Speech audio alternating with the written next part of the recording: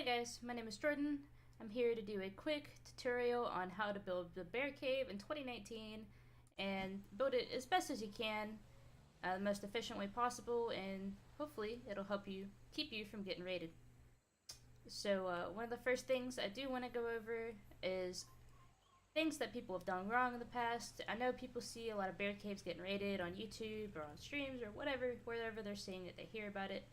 They hear they get meshed a lot and all these things, but actually, bear caves are really, really good. You just gotta build them right. You just gotta make sure you're not doing certain things wrong, and you should really be okay. It's still really overpowered. It keeps you safe from titans, which is a really, really big deal. And also, even though there's cryopods are out, you still can't get any soakers in this cave and soak with them without first getting rid of this first chandelier. Unless you get a really, really lucky angle, but for the most part, you can't. And that is because there's tech turrets on this chandelier right here. It only takes a few. Really, you want a higher number of heavies than tech. You only want a few tech, and that's because mostly you want to take out players rocket riding, not things that are not animals that are soaking. And tech turrets don't track very well. They shoot very slow. So if you have a large amount of tech turrets on your bear cave, you're doing it wrong. You're likely gonna get your chandelier blown up, and so yeah. But if people try to throw out a stego or a trike right here, they're gonna get shot right off of it from those tech turrets up there. And at almost any angle, unless you get a really, really lucky angle backing up a stego. And even then, the stego will die so fast, you're not going to be able to soak the whole thing with one stego. The only really way somebody could soak it is if they threw out a racer, put a box on it, and started soaking. And even then, like, how are they going to put a box on it while it's standing right here? They're all getting shot, so I don't really think that would work. But, so that's why you still see nowadays, mostly people still rocket run these things. Even though there's cryopods and dinos, you'd really think that they'd be using that, but they don't. That's because it's very hard. So one of the first things you're going to want to do is you want to set up spam like this. You want a ton of tech railing spam. And I'll show you why. Not only can you not jump over any of this, it stops you dead in your tracks, but you look, 10,000 health. They can't just blow them up. It only does 3,000 damage. It'll take 4 rockets to blow up a single one of these. And it really doesn't splash damage that much. It usually only gets like 1 or 2 other ones. So it's pretty good. They'd have to probably waste 50 to 100 flak sets to even make a clear path through this. So mostly what they're going to do is try to C-spin into your base with the Pteranodon. They're going to throw down a Pteranodon back here. They're going to C-spin into the back with some beer and see what kind of damage they can do. And this is where most people go wrong. They put all of their turrets on this chandelier right here. That's a really, really bad idea because usually people can get by this chandelier. Even these ground turrets or whatever, they can get right by it and they'll come back here and they'll start wreaking havoc on your base. And it usually doesn't end very well. So it's incredibly important to have just as many turrets back here as you do up there. You want, just a few up on cliff platforms, just some heavies, just to stop ground runners. Maybe a couple tech turrets to stop soakers if they somehow get past this point. And you want your main crafting area. I would do this exact design. This gives you the most space with the least line of sight and the most turret coverage. I would not try to place another row of vaults right here or whatever because you're going to line of sight turrets. People, if they're only getting shot by 1 or 2 turrets, it's not going to stop them. They're still going to keep blowing stuff up. So you really want it just like this. And if you want more forges, one thing you could do is you could take away all of these forges, put a row of vaults on top of these crafting stations instead, and you could have your forges on your teleporter, wherever else your teleporter goes to, you could have them on that. And that is a pretty good idea. But yeah, make sure you're not getting overly excessive with placing things around here because you want more stuff. Too bad, you live in a bear cave, you're gonna have to deal with space issues. Yeah. And regarding space issues, you've got this is about the best you can place cliff platforms in here to store dinos. You really don't want any dinos on the ground down here. That's another thing people will do. They'll C-spin in, they'll jump under a pile of dinos, and they'll blow up this chandelier, that chandelier, whichever one, they'll blow them up. And I've seen it happen many, many times. I can't go over enough how you shouldn't have a bunch of dinos sitting down here. The only things you want are Kentros and Volanosaurs, maybe some Ravagers like so, for like chitin, CP, fertilizer, fiber storage, that sort of thing. But that's really all you want. Um, so you want most of your dinos to be stored up here on cliff platforms. I've got enough room here for 5 of every kind of important breed dino, except for Gigas, obviously, because these things are massive. But you know, if you really are feeling like you want to mass breed a certain dino, you want to focus on it, so perhaps you can trade for other stats or whatever, you can pick up some of these breeders, replace it with the one you want. But do not clutter up this base with breeders, because someone will see that when they see spin in here with that Pteranodon, and they'll take advantage of it, and all your breeders will be dead, possibly the rest of your base. So another really important thing I wanted to go over is mesh spots, and everyone puts a chandelier right here because you pretty much need to.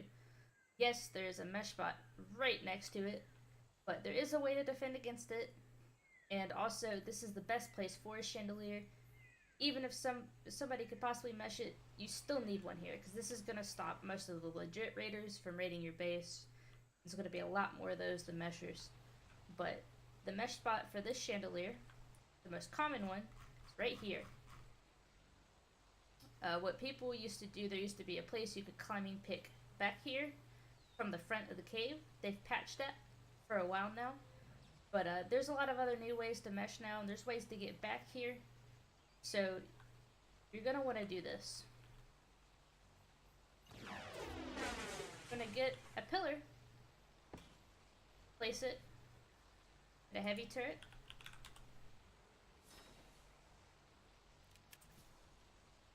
and make sure it's clipping into the texture. As long as the middle of the front of the turret where the red beam is coming from can see into the texture, it can shoot into it. So this turret now effectively defends your mesh, and I would recommend putting like 2 heavies and a tech turret right here, just to really make sure they don't do that, because this is very vulnerable from shooting rockets out right here. And I would also name it mesh turret, you know, chandelier, whatever, just so if it kills somebody, you know exactly what they were trying to do, and they know you know, so they probably won't do it again.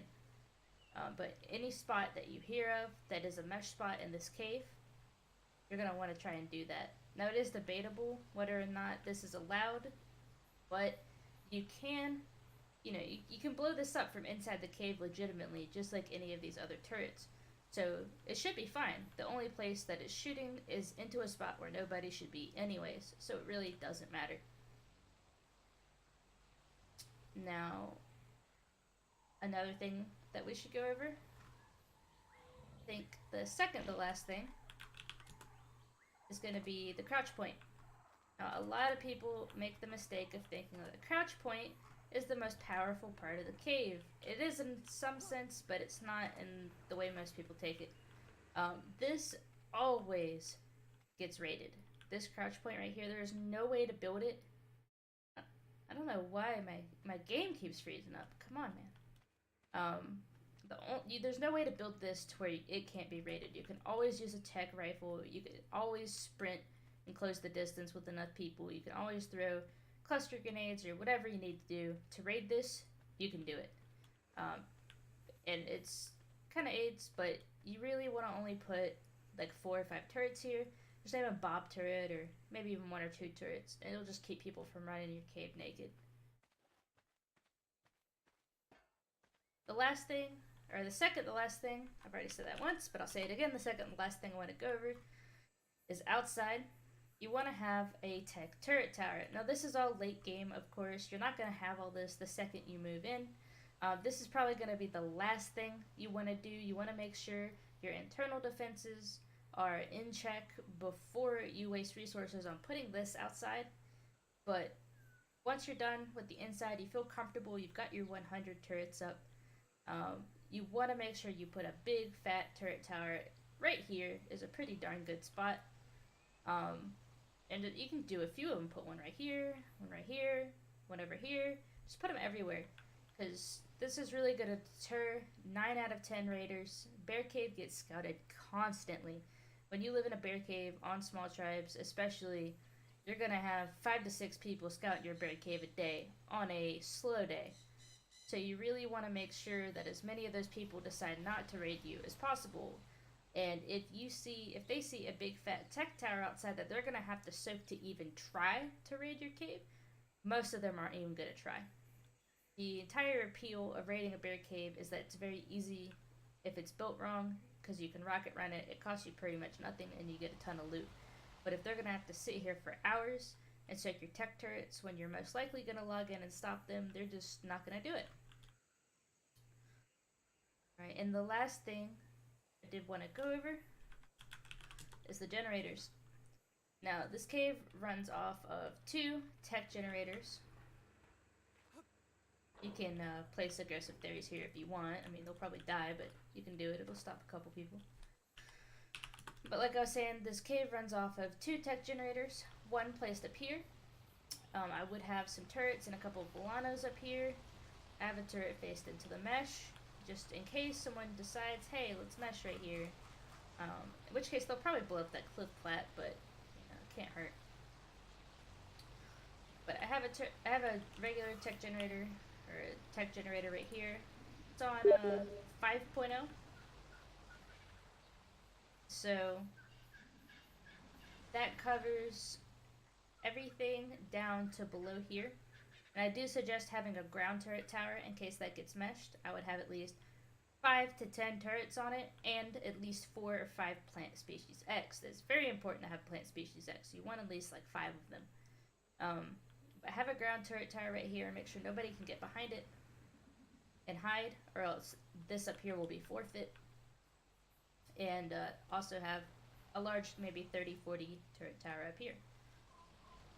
But I have a tech generator right around here. Make sure there's turrets covering it properly. I made a boo-boo and didn't put one up top. You should definitely have one on top. And I also have a regular generator right here as a backup tower. Very important. You don't want your cave to get raided because you ran out of element in one of your generators. Because if you do, chances are within the hour, someone's going to notice that, and they're going to come raid you. So there's that tech generator. It doesn't cover super far. This one is going to cover a lot in the cave. It's going to cover a lot of internal chandeliers. Cover these right here. And these. Going to cover everything right here. Which these are free floating turrets. They're all supported off of the foundations right here, which is really, really nice. I would suggest it, and I would also suggest replacing all of these structures with tech structures when you have the opportunity. But yeah, this generator is going to power everything, but I would suggest having a regular backup power generator for pretty much every turret in the base, if you can. You don't want to run out of element and have your base go down. But this turret, unfortunately, is on 8.8. You can turn that down to about 6 if you don't mind it not powering these turrets up here, and you just want to power them with gasoline. But just make sure that there's no place in this base that somebody can land with a Pteranodon and hide and start blowing things up. That is the most important thing. But yeah, I think that covers everything. If you enjoyed the video, leave a like. And if you have any other base location suggestions, or you want me to design a different base location, just leave a request down in the comments, and I'll see about getting to that. Thank you, and have a good one.